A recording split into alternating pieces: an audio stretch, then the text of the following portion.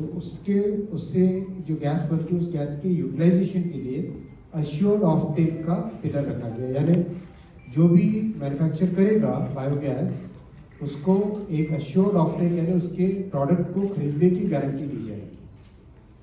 जब वो मान लो किसी ने गैस बनाई, बेच पाए ना पाए, तो वो एक अनसर्टेनिटी रहती है, उस अनसर्टेनिटी को दूर करने के लिए एक अश्योर्ड ऑफ टेक यानी बाय करने का गारंटी इसमें दिया गया है। सेकेंड है प्राइस की स्टेबिलिटी। प्राइस ग्लोबल ऑयल का प्राइस, गैस का प्राइस अप एंड डाउन होता रहता है, तो बायोगैस को वो सब वॉलेटिलिटी प्राइस की ना देखनी पड़े, इसके लिए एक अश्योर्ड प्राइस का सिस्टम बनाया गया। और जो कैपिटल एक्सपेंडिचर होता है बायोगैस के प्लांट लगाने में, उसमें सपोर्ट दिया जाएगा, कैपेक्स का सपोर्ट। और चौथा पिलर है पाइपलाइन का इंफ्रास्ट्रक्चर, यानी जहाँ से बायोगैस का प्लांट लगता है उस वहाँ से कंज्यूमर्स तक पहुँचाने के लिए जो पाइपलाइन का नेटवर्क चाहिए उसको सपोर्ट करने के लिए भी इस स्कीम में फोर्थ पिलर रखा गया है। फिफ्थ पिलर है एमएसएमईज, और विशेषकर जो विमेन लेड एमएसएमईज हैं उनके लिए क्रेडिट गारंटी। और सिक्स्थ पिलर है इनोवेशन के लिए। मान लो कोई नए मेथड से करना चाहे, कोई नया टेक्नोलॉजी लाना चाहे इसमें, तो उनको एक इनोवेशन का स्कोप चैलेंज फंड के थ्रू दिया जाएगा। इन 6 पिलर्स को लेकर स्कीम बनी है। स्कीम गोवर्धन स्कीम है। इसमें बेसिकली जो हमारे अभी existing city gas pipeline distribution आ चुका है, प्लस पाइप नेचुरल गैस भी देश में कई जगह कई शहरों में आया है, इन सब का इस बायोगैस के प्रोडक्शन सेंटर्स के साथ कनेक्शन किया जाएगा। कैपिटल सपोर्ट जो मिलेगा वो करीब up to ₹2 crore per TPD, tons per day production के प्लांट के लिए इसमें मिलेगा। पाइपलाइन इंफ्रा बताया आपको। क्रेडिट गारंटी जो लोन दिया जाएगा एमएसएमई को, उसका करीब 85% of the loan will be guaranteed as a part of this programme. उससे काफ़ी सुविधा होगी विशेषकर एमएसएमईज को इसमें इन्वेस्टमेंट करने के लिए। जो कंप्रेस्ड बायोगैस सीबीजी, इसका प्रोडक्शन अगले एक डेकेड के अंदर 10 गुना बढ़ाने का टारगेट लिया गया है। करीब 5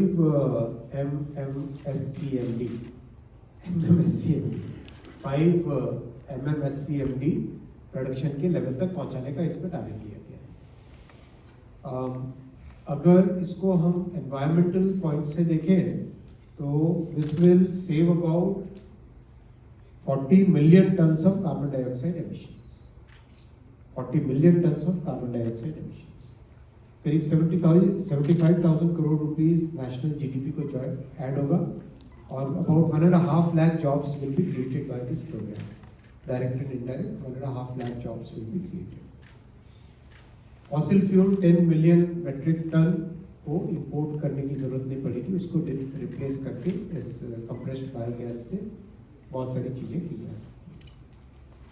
और इससे गैस को निकालने के बाद में बाकी जो इसमें बच जाता है दैट इज ऑर्गेनिक मैन्योर, और उसकी बहुत अच्छी वैल्यू होती है और बहुत अच्छी उसकी प्रॉपर्टीज होती है। सो ऑर्गेनिक फर्टिलाइजर इससे जो प्रोड्यूस होगा that will be about 250 million metric ton. आज का दूसरा बड़ा फैसला है, असम में एक हाईवे बहुत अच्छा, बहुत क्रिटिकल प्रोजेक्ट है, बहुत इंपॉर्टेंट प्रोजेक्ट है।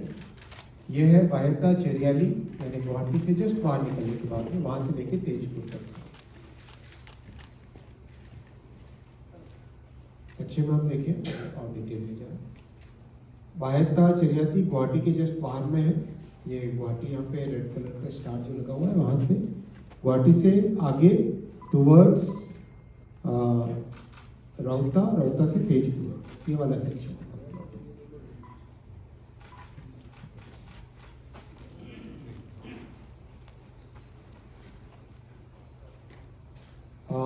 NH15 जो कि गुवाहाटी के नॉर्थ बैंक पे लोकेटेड है, आई मीन ब्रह्मपुत्रा के नॉर्थ बैंक पे लोकेटेड है, उसका ये प्रोजेक्ट है। और ये आगे जाके बहुत सारे अरुणाचल के, आगे नागालैंड के, इन सब के लिए कनेक्टिविटी का एक बहुत इम्पोर्टेंट हाईवे बनता है। ये 4 लेन हाईवे 135 किलोमीटर्स का है और करीब 8,970 करोड़ रुपीस का इसमें इन्वेस्टमेंट आएगा। आप सब जानते हो उस एरिया में काफ़ी ब्रिजेस बनाने पड़ते हैं, बहुत सारे रिवर्स, रिविलेट्स, ट्रिब्यूटरीज बहुत सारी होती है, वाटर बॉडीज बहुत सारी है और बहुत ही अच्छा एक तरीके से नए कंस्ट्रक्शन टेक्नोलॉजी से बनाया जाएगा और automatic advance traffic management system वगैरह इस प्रोजेक्ट में लगाए जाएंगे।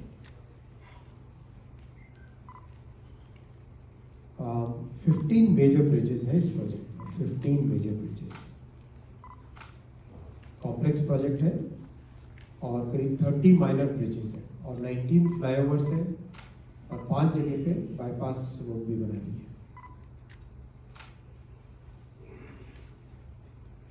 आगे जाके ब्रह्मपुत्र टनल को भी ये जोड़ेगा, तो अपने आप में एक बहुत इंपॉर्टेंट फैसिलिटी है नॉर्थ ईस्ट की कनेक्टिविटी की। और डिटेल्स है इसके प्रोजेक्ट की। रीजनल ग्रोथ काफ़ी इंप्रूव होगी इससे। असम में वैसे भी बहुत तेज़ी से नए प्रोजेक्ट्स आ रहे हैं। सेमीकंडक्टर इंडस्ट्री वहाँ पे पहुँच चुकी है, इस्टेब्लिश हो चुकी है। कई नए पावर प्लांट आ रहे हैं, ऑयल एंड गैस के एक्सप्लोरेशन के प्रोजेक्ट्स हैं। मैन्युफैक्चरिंग सेक्टर में असम बहुत तेज़ी से आगे बढ़ रहा है।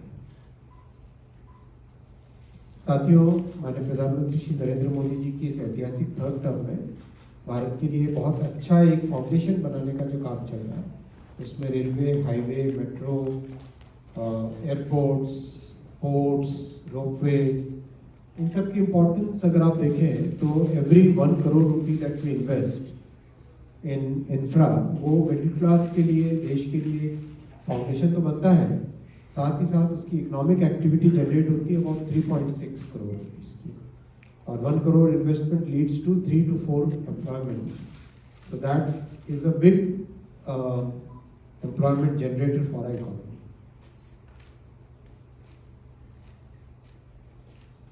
एक बहुत अच्छा चार्ट है आपके सामने, एक जस्ट फॉर इंफॉर्मेशन रखा है। 2014 से पहले और 2014 के बाद में इंफ्रा का डेवलपमेंट किस तरह से हुआ, किसी भी पैरामीटर पे आप देखो।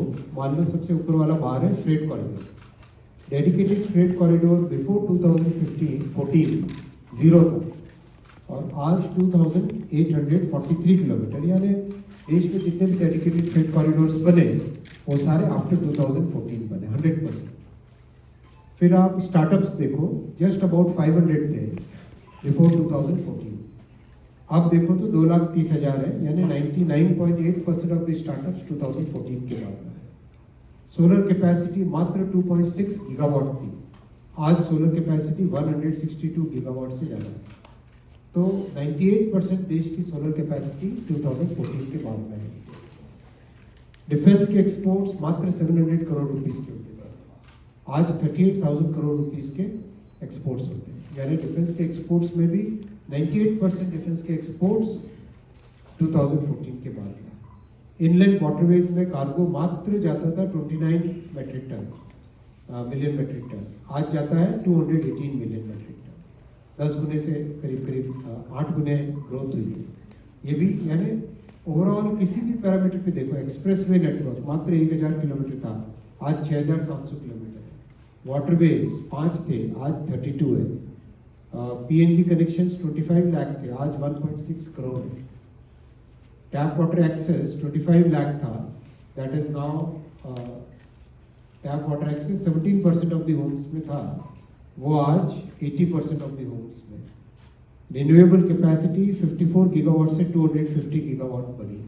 मेट्रो रेल मात्र 250 किलोमीटर था, उसकी जगह 1000 किलोमीटर, यानी 75% of the metro rail has been built after 2014। मतलब एक इतना बड़ा चेंज 2014 के बाद में मोदी जी ने जिस तरह से देश को नई दिशा दी है। पोर्ट्स की कैपेसिटी मात्र 800 MTPA थी, मिलियन टन्स पर एनम थी, अब 2600, यानी 71% ऑफ द कैपेसिटी 2014 के बाद में क्रिएट हुई। रेलवे का इलेक्ट्रिफिकेशन 21,800 किलोमीटर था, अब 70,000 के आसपास हुआ। That means 69% of the railway electrification has been done after 2014. AIIMS MBBS की सीट्स रेलेवेंट नंबर है, आज 51,000 थी, आज 1,39,000 है। यानी देश में जितनी एमबीबीएस की सीट्स हैं वो उसका 63% 2014 के बाद में क्रिएट हुई। एयरपोर्ट्स मात्र 74 थे, आज 164 है, यानी 55% of the airports have been created, have been constructed after 2014। Medical colleges 387 थी, आज 844 है, यानी आधे से ज़्यादा मेडिकल कॉलेजेस 2014 के बाद में बने।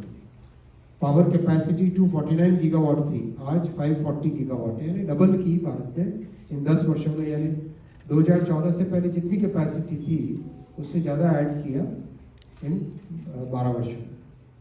क्रूड स्टील की कैपेसिटी सेम 109 मिलियन टन था, अब 222 मिलियन टन, यानी जितना आज़ादी से लेके 2014 तक काम हुआ उससे ज़्यादा काम 12 साल में।